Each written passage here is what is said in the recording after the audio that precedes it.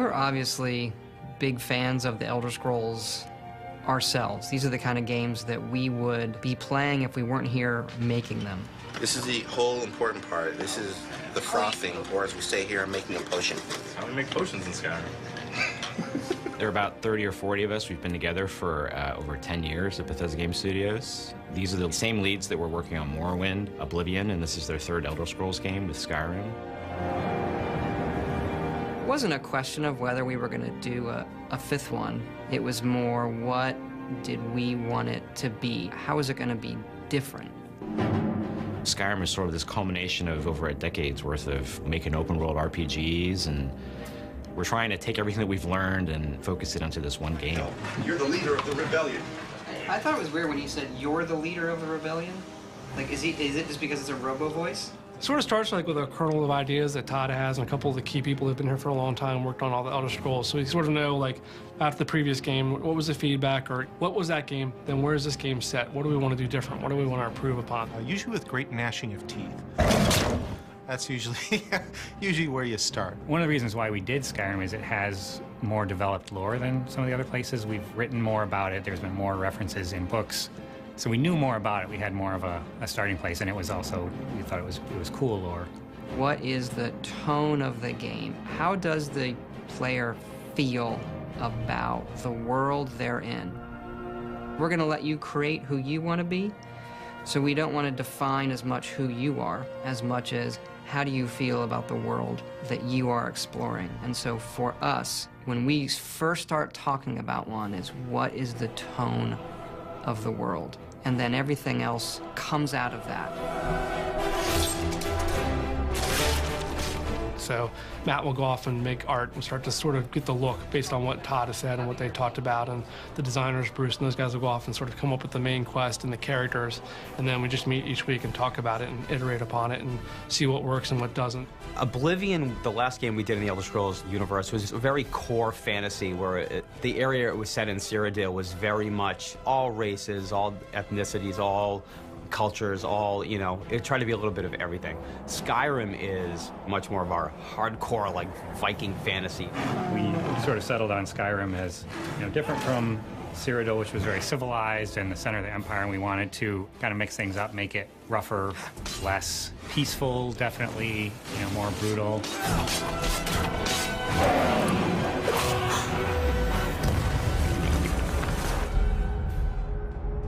Skyrim starts the way every Elder Scrolls game starts. You're a prisoner, you don't have a background. And it's sort of like an Elder Scrolls tradition. We want the player to fill in those blanks, you know, with their own imagination. You were trying to cross the border, right? Skyrim was fine until you came along. Elder Scrolls especially, we give you, you're a blank slate. And we've wiped your history clean, and you're free to make your story as you wish. And in this particular case, you're being led to your execution. And the execution is interrupted by a dragon attack. And into the keep! You were a criminal and you were accused of some crime, but it's like, what is this other stuff going around? There's this weird civil war going on. He doesn't have the men. That's not what my scouts report, sir. And there's a lot of tension in the world. And in Oblivion, you weren't the person that saved the world. You helped the person save the world. But we definitely knew, like, this is Skyrim, you know, the land of the barbarians. We want you to feel like, you know, the Nord hero here.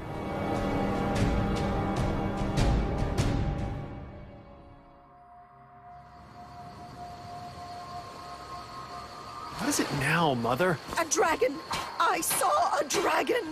If you were to look at the PowerPoint way back in the day, dragons was #1 on that list. We are going to do dragons in a way that you've never seen before in any RPG. We haven't had dragons in the Elder Scrolls. We had one in Redguard, but that game is set in the past. And so there kind of becomes these mythical creatures people talk about, but you never quite see. You know, there have been rumors of dragons coming back, and no one's really believed it because, as far as anyone knows, dragons are gone from the world. They've all been killed off, you know, hundreds of years ago. But now here's this dragon. What's that about? The Nords have this god in their pantheon, Alduin. Alduin, who is this, I don't want to say evil, but dark god in the Elder Scrolls lore, he is a dragon. In the ancient times, he sort of ruled over the humans in this part of the world.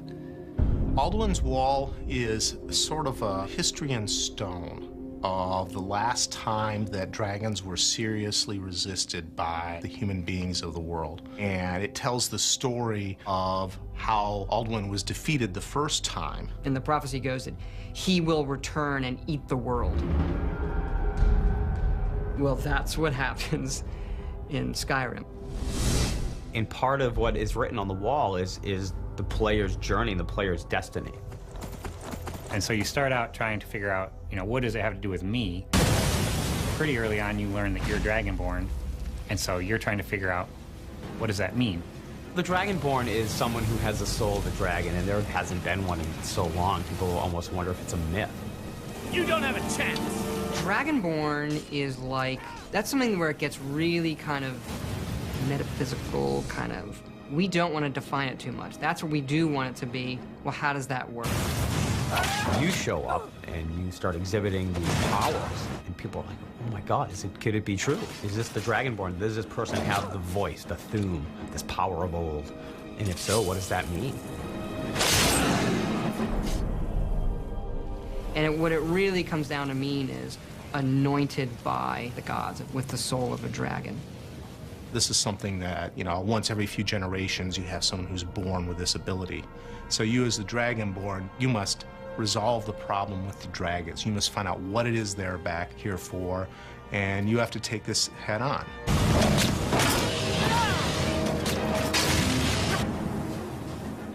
Part of it is a mystery, and then once you have the, okay, this is what's actually going on, then it takes on a more adventurous, less mysterious tone.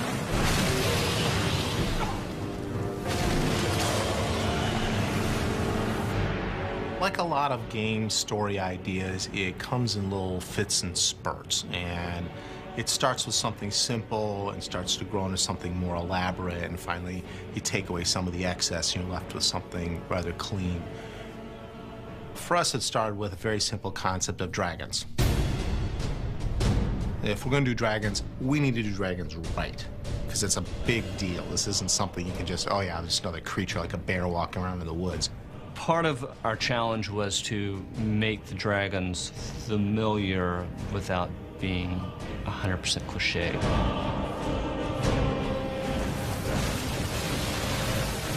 We definitely like them being characters. They had a culture. They may be terrifying and they may be brutal, but they're also sentient and intelligent, and they have a language, and they can speak, and they will speak to you at times. But they also have a sort of distinct sort of Nordic flavor to them.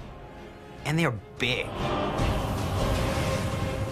We wanted the dragon to feel very majestic, so we were looking at, well, how do eagles soar and that sort of thing. But on ground, we wanted them to be a little bit more primal and reptilian in nature.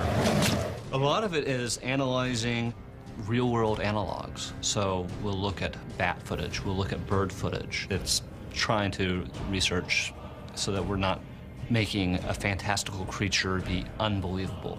It may be a fantastical creature, but it still has to feel like it has weight. It still has to feel like it could exist in this environment. Trying to make dragons feel authentic is, for us, more important than making them feel unique, special, and completely and utterly different.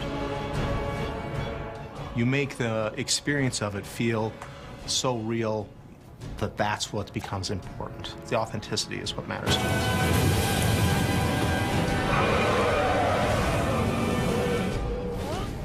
In the Elder Scrolls lore, the ancient Nords had this power of the Thu'um, the ability to shout and, form these words of power.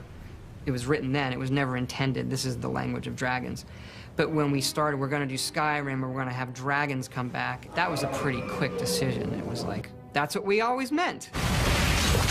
When the dragons in the game, you can hear them speaking the language. So that got us talking about, well, what does this language mean for the player? What kind of device will this be? And so we decided to create this dragon language. Emil, I want you to write this song. That's how it started.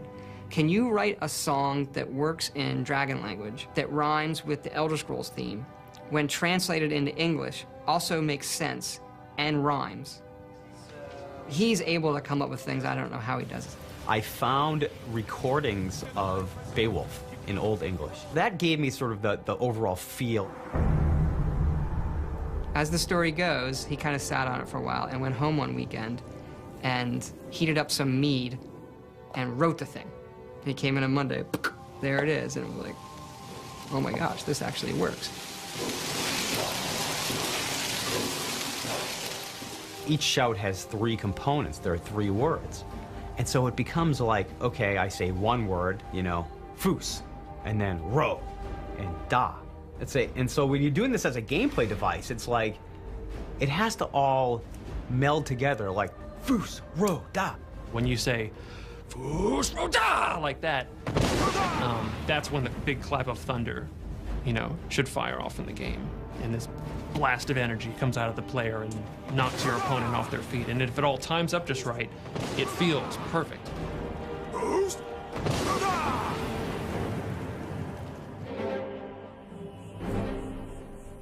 You have these walls where you learn the words of power usually, and they are these ancient writings of the Nords who knew the language. One of our concept artists, Adam, come up with like the visual, you know. Todd was directing him. It's like, no, it's gonna look like, you know, if the dragons had clawed it into the stone. So it's very jagged looking. And he decided, well, all right, the dragon has this many claws. It probably uses its thumb claw as like a rotation point. And then he started sketching out different scratch patterns, and eventually that became the language.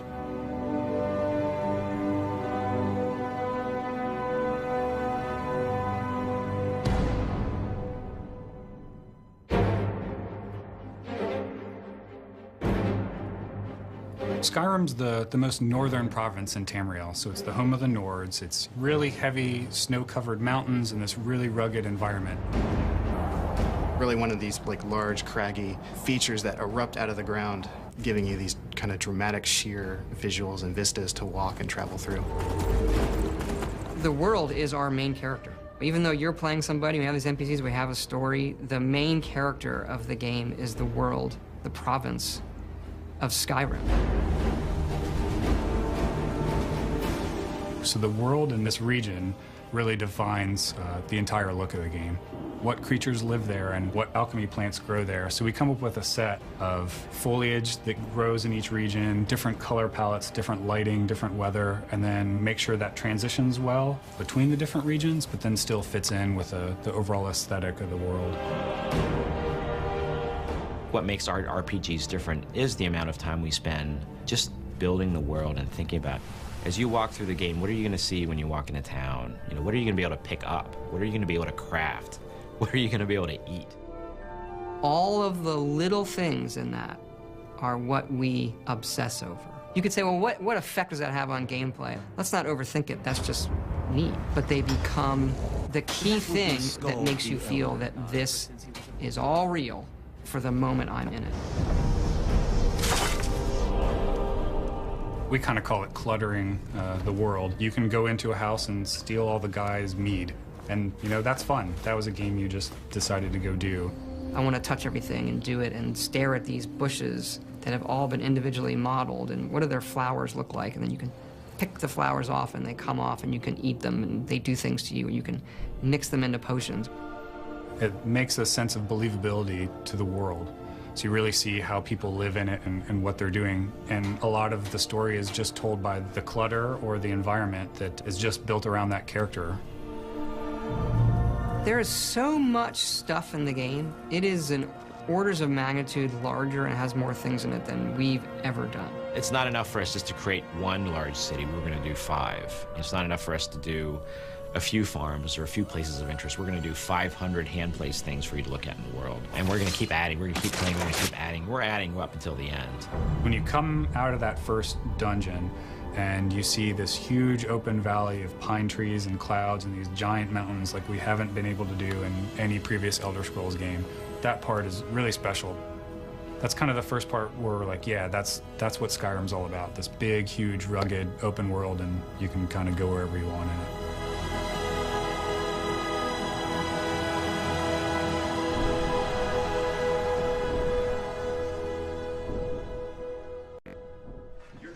Rebellion. And if they capture you, oh guys, where are they taking us? Yeah, did you see that, Josh? What is Jeez. Oh, no! Like everything else, like the plants and the people, we treat the creatures the same, that they live in this world. Mammoths and giants. Probably the coolest, because you can actually get kind of close to them. You can walk up, as long as you don't get too close, you can walk up and watch them sort of move on by like a slow herd. If you mess around with them, it's not going to be pretty. They're very powerful. Some of the principal villains in the game would be the Draugr. These are sort of mindless undead creatures. Have archers or porkers, who are these seals. A cool one that people haven't really seen before is the Falmer. These are another type of elf in Elder Scrolls lore. In Skyrim, the idea is that they've lived underground for a long time, so long that their eyes have all grown over. We have hag ravens. She's a really powerful magic user. Which are evil witches who have decided to trade some of their humanity for all kinds of evil magical powers. One of my favorites in concept and execution are these ice wraiths. There's a line in lore that Nords, when they come of age, will go fight an ice wraith. But we didn't really know what an ice wraith looked like. So we didn't want to do just a typical ghost specter thing. So we worked with one of the concept artists, and he had this idea for this really cool serpentine crystalline ice creature. And they move on the wind. That's the kind of thing that feels more unique to this game. They're pretty terrifying.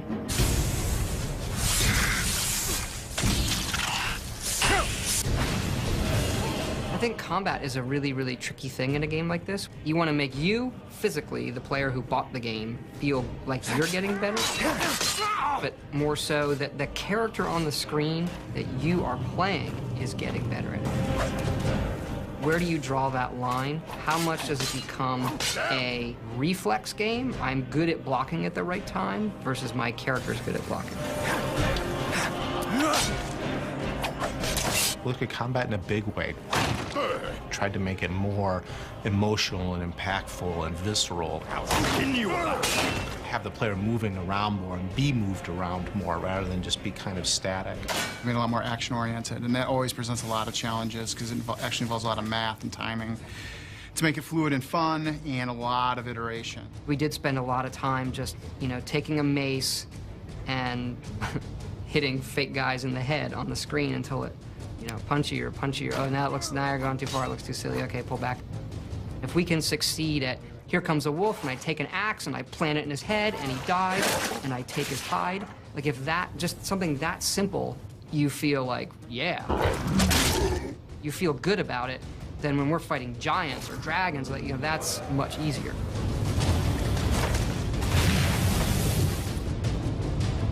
I might switch the camera move on this one, though. And we looked at the visual experience. The visual experience for us needed to be more immediate, needed to be more like I'm there in the world. For certain kill moves, you're going to see that the camera's going to slow down, pop into third person. There's a lot of fun. I think you're bleeding. Going to some cinematic perspective quickly and watching your character do something really cool. We wanted you to be able to see the sword shove through their torso and come out the back like I'm being a real badass, like I'm going to slaughter people, creatures, whatever is out there, I'm going to slaughter it. Tim Lamb had my favorite name for it, which was Violens. Cinekill was the other one. So we had all these different names. I mean, any month there was a different name. So I think this month's name is Kill Cam, and I think we'll change it. We're getting toward the end. That's Claff the wizard. He's dual wielding. The key to combat in Skyrim is being able to wield weapons and spells in both hands. So that's a new thing for us.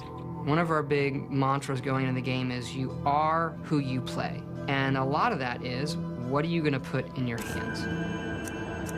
Dual wielding now means, well, I can have a spell in this hand and a sword in this hand. Or I can have a spell in this hand and the same spell in this hand. And what does that do? Oh, guess what? It does something even more powerful. And so that all plays into how the combat plays out.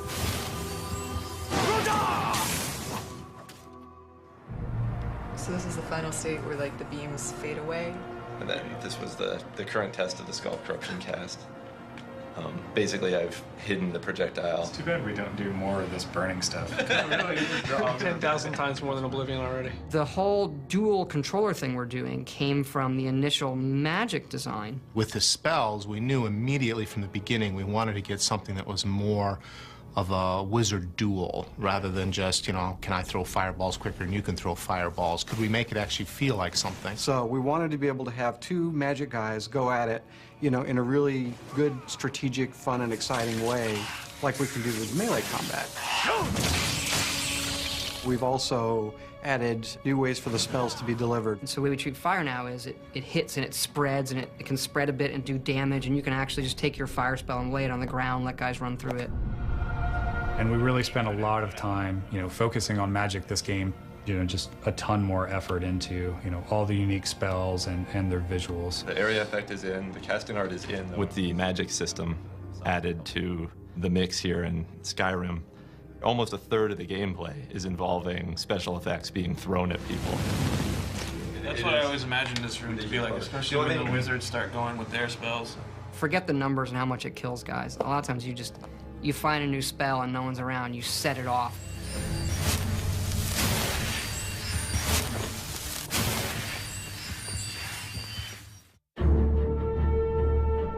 No, your damage resistance is determined by your armor. Right. And your perks and other stuff that might fold into that. So in this case, admittedly, the player will have to trust that we are doing what we say we are doing. We've always been very big in the Elder Scrolls on dynamic growth of the character. Every single one of our games in the series has had this idea that when you do something, you get better at it. In Skyrim, the game adapts to what you're doing. That was one of the reasons why we got rid of classes. I won't leave Skyrim alive! And you decide what your character is just by going out and doing that stuff. Depending on, you know, what weapon you're using and, you know, whether you do any damage, you're going to get a certain amount of skill usage, and then that's going to build up until you reach that threshold, and then your skill will increase. At that point, once you've increased enough skills, then you level up. You know, same thing with wizardry. Start casting spells, you'll get better at casting spells. So in an ideal environment, you don't have to think about what it is you're trying to do. You're not watching to see, oh, how can I make my character do this or that? You just play.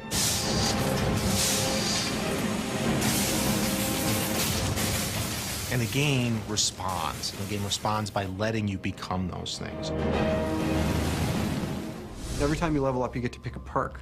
And the perks are what really defines your character. The definition of what a perk is really kind of hard to nail down. It's an advantage or a feature or a gameplay enhancement or an ability or feat that you get as you progress in your skills.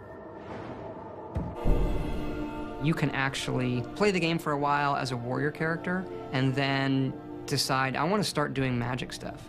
And in the previous games, if you really wanted to do that, you probably wanted to start over. Well, in Skyrim, you can start doing it and you suck at it at first.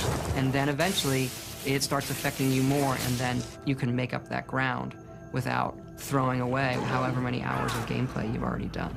In Skyrim, we like to say we are what you play, and it sounds like a catchphrase or whatever, but it really is true. Who do you want to be? The game is going to have some outlet for that. So on some level, we get ourselves in trouble by trying to make the ultimate fight dragons game, the ultimate be a warrior game, the ultimate mage game, and the ultimate thief game, and the ultimate assassination game, and the ultimate I'm picking plants. You know, all of these kind of different styles we want to pay off. Skald supports Ulfric's rebellion, and he doesn't like having a couple of old legionnaires living in his town. Be responsive to things the player does. When you do something in the game, we want the game to recognize it and respond appropriately to you. Did I see you talking to Sven? Maybe not. Maybe... Never mind. But I would stay away from him if I were you. How does that AI tie into a story? Like, how do I get quests from them? How do they become my friends? What will they do for me? What can I do for them? That kind of stuff. Sometimes it's as simple as having a guard in a city comment on the things that you've done. Get your thieving hands off that! Off to Bleak Falls Barrow with you. The Jarl is not a patient man. The game has now responded to something you've done in a way that makes sense and feels like the natural world. You have no idea how much data is in this game. Here are some staggering numbers. There are 31 quests in Fallout 3. In Skyrim, there's 244 of these. Things like collecting dog tags, delivering books, things that we do as objectives right now. And a lot of these repeat because they're radiant. The game is insanely big.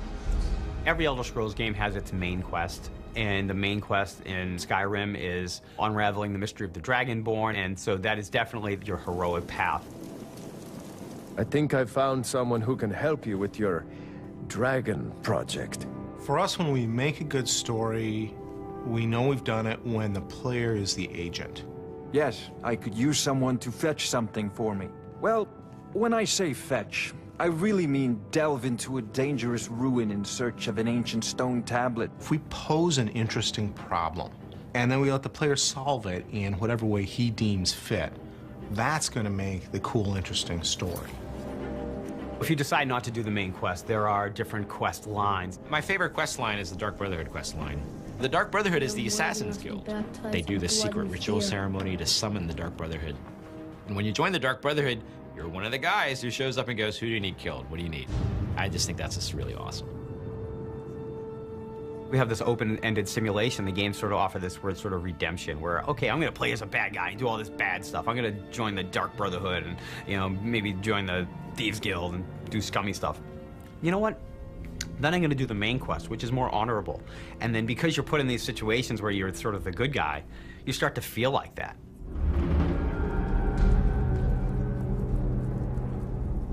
The big transition in our studio from Oblivion to Skyrim is we never actually had dedicated level designers in Oblivion. We had them on Fallout, and now we have them in Skyrim. And what that means is that when you go into a cave, it's not just art and stuff. Get me down! It's coming loose. I can feel it. And before, we did it in a very compartmentalized way, and you would see lots of the same rooms, but we took it a step further this time and made a whole bunch of free pieces so that every single dungeon is a completely different experience. You fool! Why should I share the treasure with anyone? In total, we have around 310 or 15 spaces. That includes dungeons, large dungeons, small dungeons, exterior play spaces. Our sort of ideal now is that we want every dungeon in a game like ours to be as good as a fully scripted level, something in like a highly authored game. Every dungeon is going to tell some sort of story, whether visually or through notes or books or the loot. You might actually get like literally a quest. It's put in your journal. In some cases, it's more of a free form. You know, you follow clues or you just learn the story of the dungeon by playing through it. The implied stories, to me, are the ones that are some of the most interesting because there's not a word of dialogue spoken. There's just the environment speaking to you. So you go in, you see a body laying on its back with an empty bottle clasped in its claw and bottles in its mouth. He's just laying there. We really want to have this memorable moment. We want to have the players who played the dungeon or the level to come back being like, that was an awesome experience. When I came into that last room and I saw the sky shining down from above and this cool little set piece with the streams going through and then the boss comes out, that was really cool. So that was the one thing I always ask the LDs after they're finished past 1 or past 2 of a dungeon. Like, so, you know, what's your memorable moment? Every time you play, you're gonna find something neat or something different's gonna happen. Games are such a unique storytelling device is that you have this really opportunity to tell a story through action, through gameplay.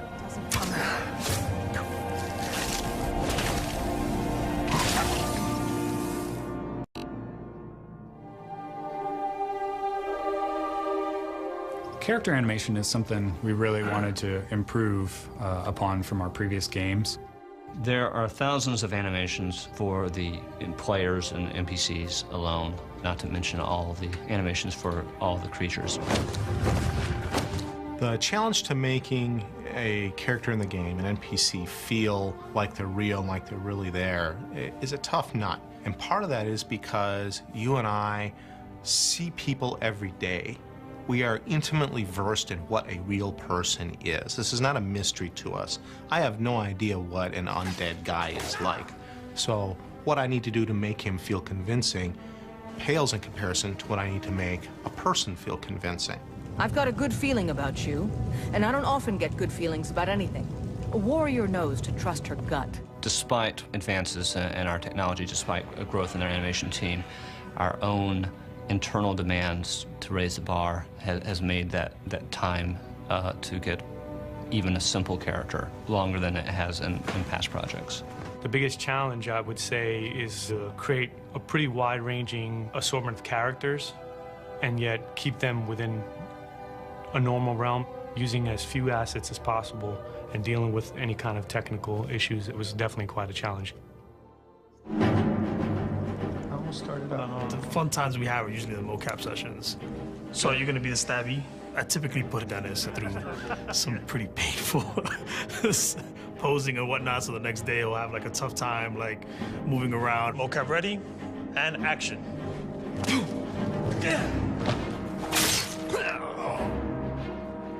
One of the things that we do a lot is kind of leave like messages and pranks on each other. Rick killed me yesterday, you know, that mocap session was too much. And action. And even though motion capture might be a foundation, there's a lot of hand editing of that motion capture data to make it work within the gameplay context. An attack might be sped up, it might be radically altered to make it work for our needs. You'll make a fine work. I think the best NPCs, you can tell a lot about them from the voiceover. I've been thinking, maybe Camilla needs a little help seeing Sven for what he is. That little bit of writing and how they say hello is, I think, like one of the hardest things to do. Only thing better than riding a swift horse is riding a swift horse over the enemy. You know, in Oblivion, we had like 12 actors, and that was one of the complaints is you walk in Oblivion and you hear a lot of the same voices. So for Skyrim, we want to definitely improve on that dramatically, and we're talking dramatically, like night and day. Everyone thinks I'm too young to be a ship's captain, but I'm going to prove them wrong. And in this game, we have 70+ actors doing over 110 roles. A lot more than we've ever had. Yes, sir. You know, it was for about 4 to 5 weeks, 3 voice studios working simultaneously. Let's see if we can get people trying a quote-unquote Nordic accent. You've come all the way to Skyrim. You're at the tip of the continent here. The guys are big and burly and have beards. The women are big and burly and have beards. And everyone's handy with an axe. And it's a fine line of what sounds good and what sounds like ridiculous. And so we spent a lot of time casting. We have some great actors. 9 again on our take 9. It's a good thing. Some of the more specific names we have on here: Max von Sydow, Joan Allen, Linda Carter, Christopher Plummer, who I've wanted to put in a game forever. You know the ancient Nord word for war? Season unending. And so it has proved. They were perfect for the part to begin with, and I think everybody had a really good time. I can make them. Thank you, sir. And now 22, we're moving on to a different They bring a resonance to their roles when they talk that you can write like the cheesiest line, and wow, that sounds great coming out of his mouth. Begone! Before even my philosophy is tested beyond the breaking point. We are men of peace, and you are not.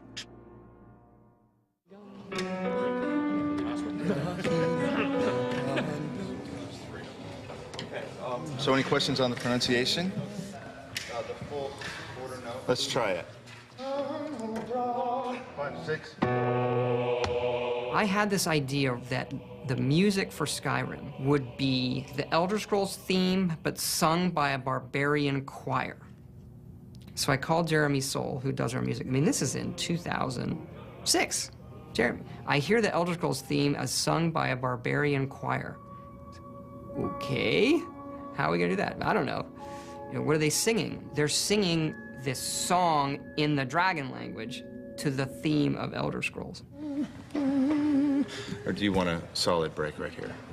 Let's go ahead and carry it. His work on the main theme of the game set the tone for the rest of it. And eventually we went out to Los Angeles to Sony's scoring stage, and then had just a fantastic choir and choir director. Settle. And the choir was only made up of about 30 people.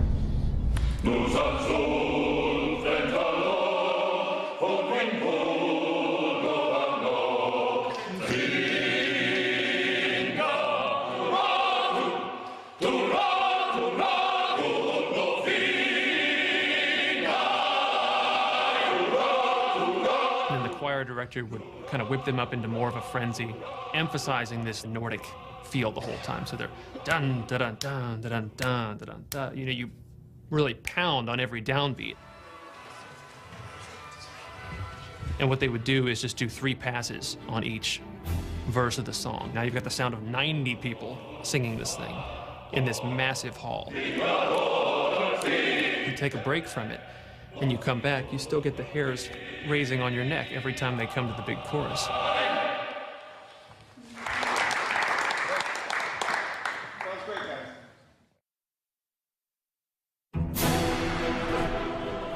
We don't script the music too heavily to where we're trying to match every moment that the player is doing or anything like that. And it has a weird way of justifying itself to you. You feel like this big sweeping score as I'm rounding this bend and seeing this mountainous valley view is playing for you.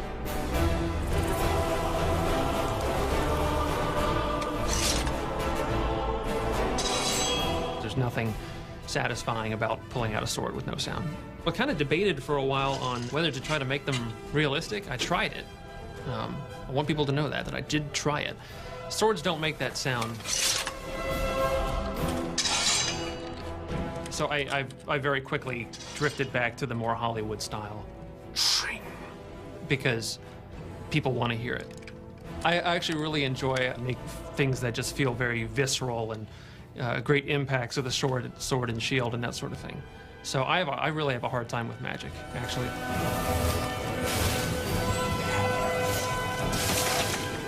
Like a calm spell, say.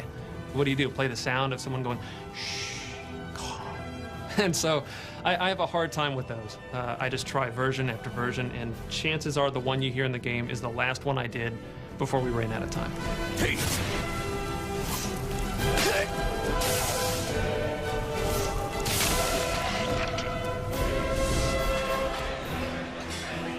Our games are pretty long. They're like 3 to 4 year development cycles. It does feel like we've been working on it for 20 years, to be honest. It takes a long time to make the game. Today I'm hoping to get to some creature balance. We're going to start on some wizard stuff. We have the wonderful luxury of being able to take people who've worked with everything we've worked with, who know the kinds of things we want to do, and just start immediately. You're working with guys who know you and know your strengths and your weaknesses, and you bicker with them and you share laughs with them, and at the end of the day, as long as you make a great game, that's all that matters. You know, I don't know if everybody knows, but the artists, the world artists, did finish, you know, end of June, nav meshing the entire world. Every time I sit down with a meeting with them, you know, every now and then I have to remind myself, I'm like, hey, I'm talking to Todd Howard. He's a pretty cool guy. Todd is very clear on what he wants. He'll walk into a room where we've been working on something and say, nope, should have been like this, or do it like this, or that's just right, instantly. If you enter his office, no matter what the problem is or whatever, as soon as you leave, he'll make you feel like $1 million.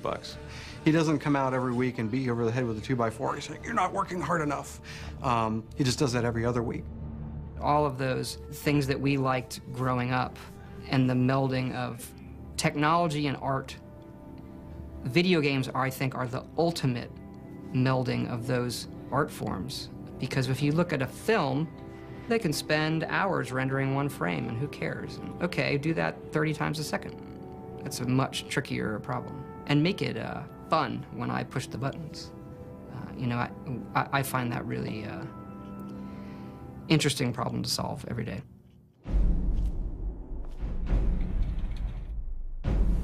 The beauty of making an open world game is you can choose your entertainment to be what you want it to be. And therefore you will be entertained and I'll be happy. I want to give them a game that they're going to hold on to for years and say, I'm going to keep playing this because it's that good and it keeps me in the world. There are no accidents in a game like this. The player is free to interpret everything on their own. It's almost existential in a way. Should I kill that guy because he has some good armor and some treasure I want? How would I feel about killing that guy? You know, that's kind of the holy grail. Forget that it's a video game, but this is an entertainment experience of virtually unlimited possibility, where it's there for you to take it where you want to go. And as you do those things, it will surprise you and reward you for what you're doing.